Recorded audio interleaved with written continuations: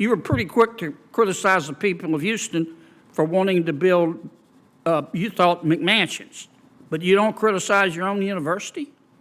I don't find that to be equivocal comparison between space meant for students who must reside at a university. You don't see and the those that- hypocrisy in that? It is your finding and interpretation, sir. But you don't see the irony of the hypocrisy? I'm going to go ahead and say no. Okay. I kind of gathered that would be your answer. Senator Kennedy. Thank you, Mr. Chairman. Welcome, Governor. Professor Keenan, you teach at Tulane, Yes, sir, I do. I have that privilege. and you have your own website, KeenanClimate.com, is that right? Yes, sir, I do. Okay. And you describe yourself on your website as a globally recognized thought leader. Is that correct? Yes, sir. Okay. And you give paid speeches, do you? On occasion, I do. You have your own agent, I believe, according to your website, Lee Bureau. This is correct. And how much do you charge per speech? It varies depending on the audience, the amount of preparation work that goes, and the amount of follow-through. Usually, The last paid speech you gave, how much did you receive? I'm happy to follow up on it. You don't remember? I do not. Do you give that money to Tulane? I do not. You keep it? Yes, this is outside of my capacity as a Right. professor, Right. as is Now, standard course. you recently sent a letter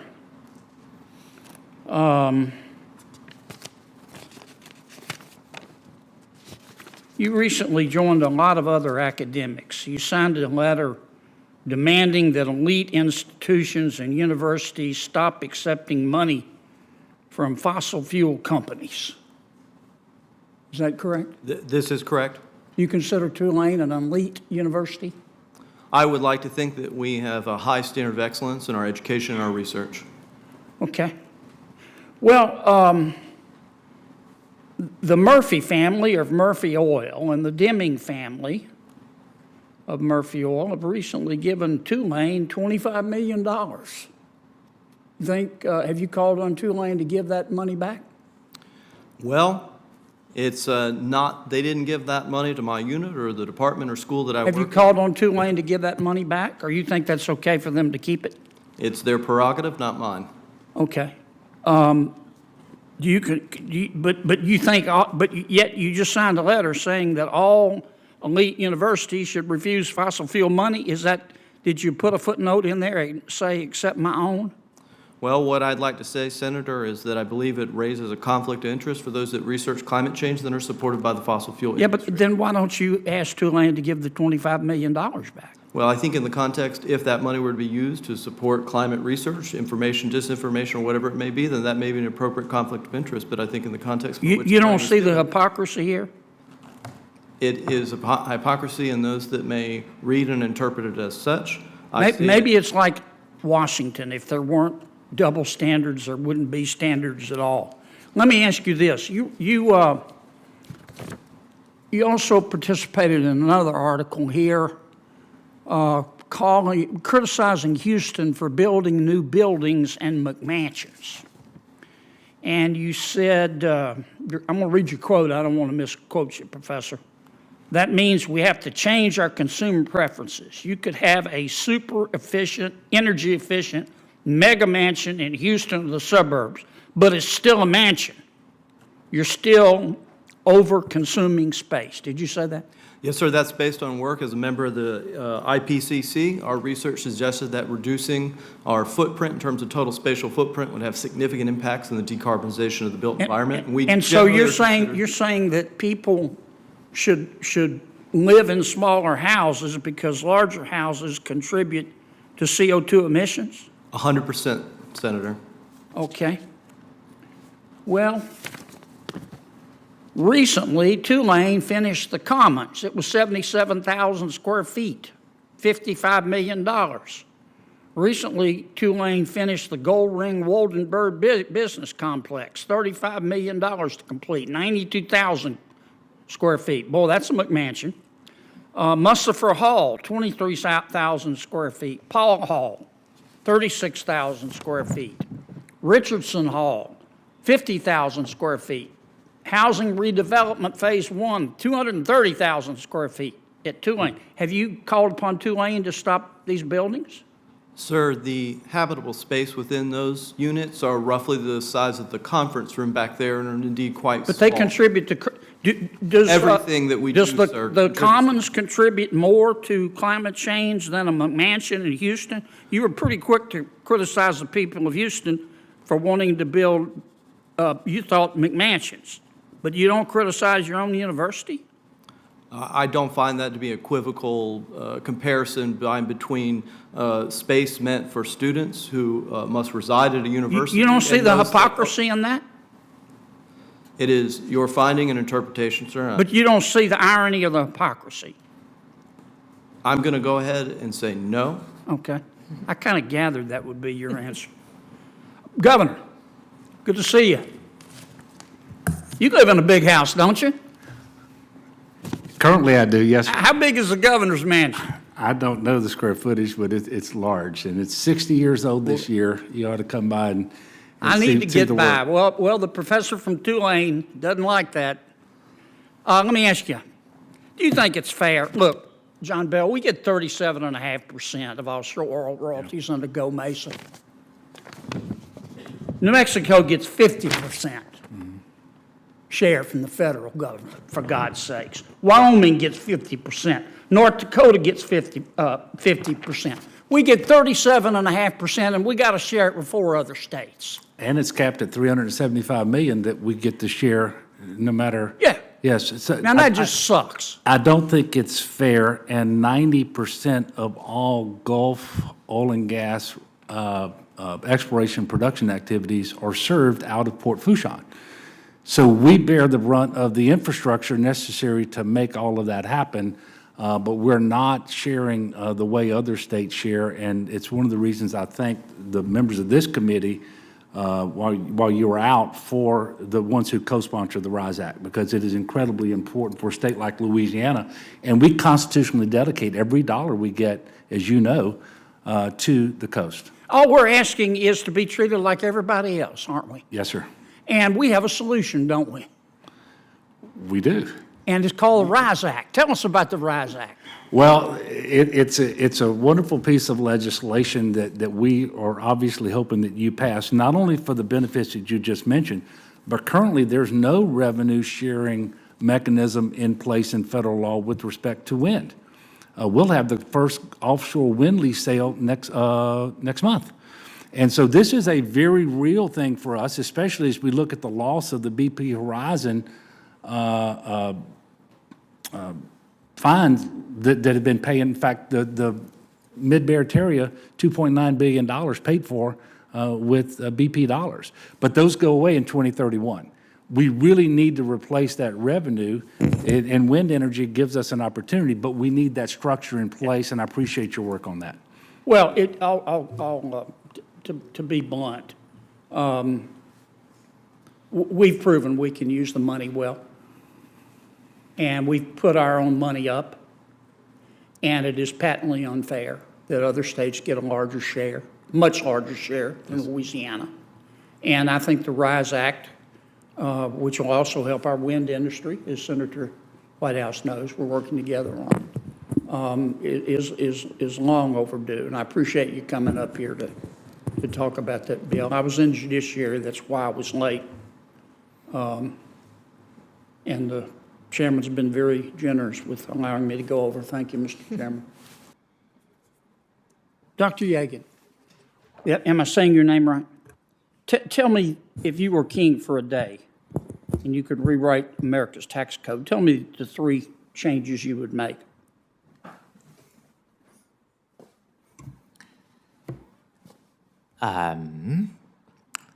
Number 1, I would equalize labor and capital tax burdens at the top. There are a couple ways of doing that. The billionaire minimum income tax is one that would move in that direction. I won't rehash those details.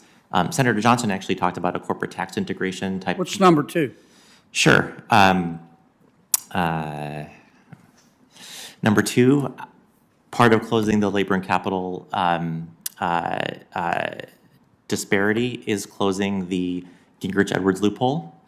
And number three is ending abuse of trusts. So the estate tax has been eviscerated.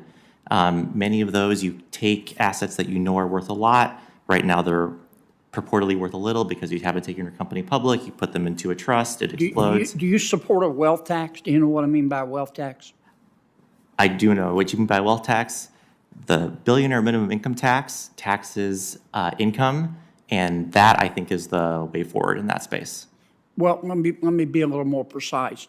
Do you think appreciation of assets that are not sold, unrealized gain, should be taxed?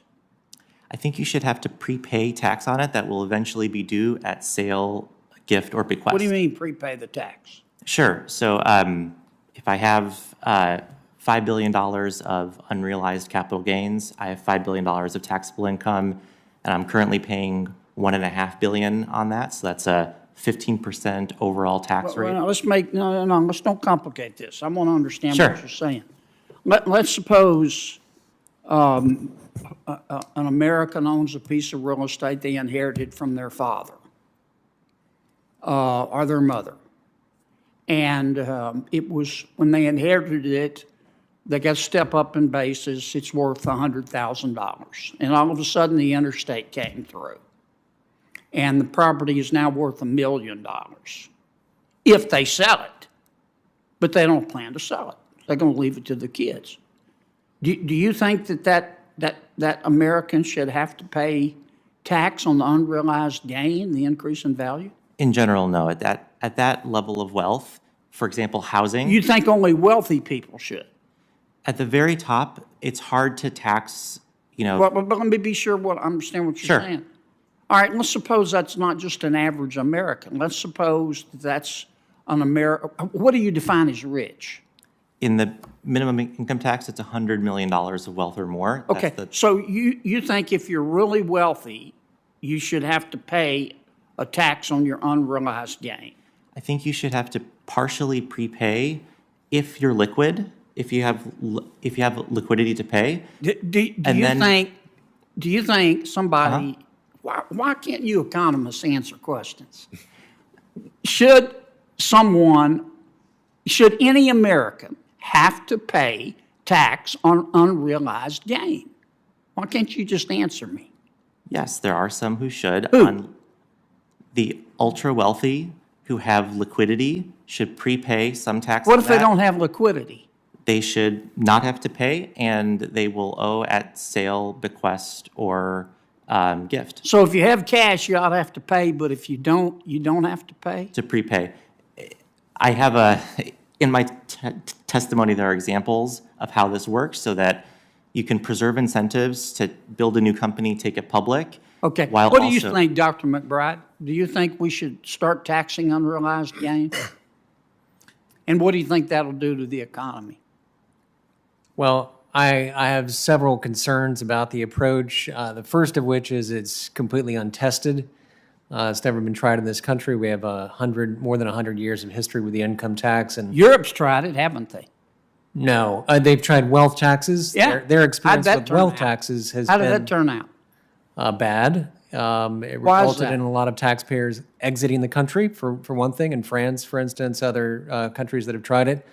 And you suddenly lose a big chunk of your tax base that you're trying to tax there. We have that option in this country as well. The result has been that most of those countries in Europe that have tried a wealth tax have rolled them back, Yeah. including France, because they were administratively challenging. The basic challenge is what you're describing, trying to value assets without real market transactions. So this is a valuation dispute. It means we get the IRS engaged in yet another challenge. They're currently doing this with the estate tax. Those estates that are subject to the estate tax, those valuation episodes can go years and years and years. Can I have 30 more seconds? Proceed. Dr. Is it Clausing? Clausing? Yes. Yeah. Why do you and Dr. Yagan, why do y'all want to punish wealthy people? I think I can speak for both of us that we're not interested in punishing anyone. We're interested Well, in you're having interested a in taxing fiscal the hell out of them system. more than anybody else. I think Why, the what makes you reforms think, that Professor what makes you think that making tax policy on the basis of class or status makes sense? I think it's a very American phenomena that throughout the history of the income tax, we have valued progressivity, and our current income tax does that.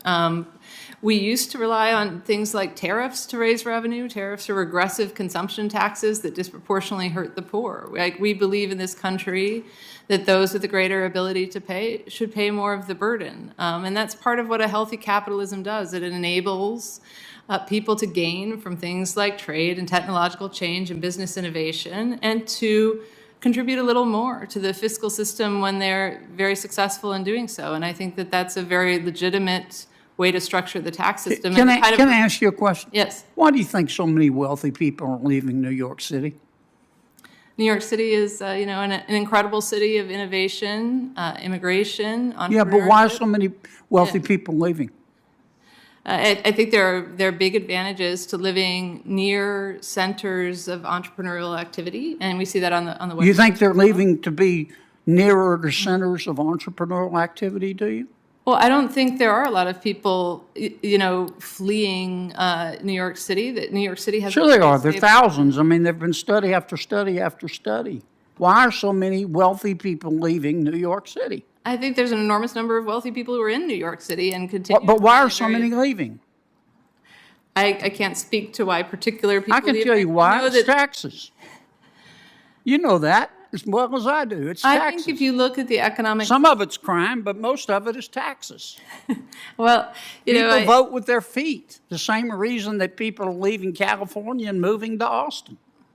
If you look at California, it's one of the most successful economies in the world, and it continues to be so. It attracts people. But they're as losing well. people. I don't think it's in any danger of decline, nor is New York City. And these are very vibrant places. I don't think we're going to for ever fundamental agree. reasons. Yeah. I don't think we're going to ever agree. But I appreciate the time of all three of you. Thank you. To be fair, there also are people moving the other way. There are people who move to New York. They just don't all leave from New York. It's a two-way street in and out of New York, and it's a two-way street between Austin and California. People leave Texas and go to California, and some of them do very well. Well, that's true, Sheldon, but I can show you study after study after study, as you well know, and as the professor knows. It shows that people are leaving high-tax states and moving to low-tax states. All you have to do is Well, they look at also leave, all you have to do is look at the demographics. Pick the 9 states that have, say, a state income tax, and compare that, or that don't have a state income tax, and compare that to the states that do. It's called tax avoidance, and there's nothing wrong with it. It's perfectly legal. People have different preferences. If you look at where immigrants choose to live in the United States, they often go to those same places that you were talking about. So I do think that, there's movement in both directions. Yeah, but here's here's my point. Here's what I think rational people do, and here's what I bet all three of you would do, and I bet Sheldon would do it because he's a smart guy. Okay, if he won the lottery tomorrow and won $10 million and paid his taxes and has $6 million left, he's going to at least consider, you are too, moving to Florida because I they don't have wouldn't. a state income tax. For the record, no, I wouldn't. Never crossed my mind. Well, most rational. Well, I don't mean you're irrational. You know that. But It can be quite rational to not want to But live when in you're Florida right liquid, now. when you're liquid, and you don't have to pay a 6% off the top versus 0%, it's a rational economic move, is it not? I agree. It's rational. I mean, the thing about taxes that we're talking about is they're a cost or a price, and so claiming that this cost or price doesn't matter is essentially throwing out the very basic law of demand the basic fundamental idea in economics that prices matter, that costs matter. See, this is what this always boils down to, and there's no way we'll ever agree, okay? But at least two of you believe that government, all things being equal, can spend a dollar better than people can. And that's your this is America. You can believe that. For the record, that's not in their testimony. I just don't agree with you. I think people can spend the dollar better, all things being equal. And all you have to do, if you know the history of government, you know that I'm right. But I don't expect you to agree with me because you're professors. Okay? Thanks, Sheldon.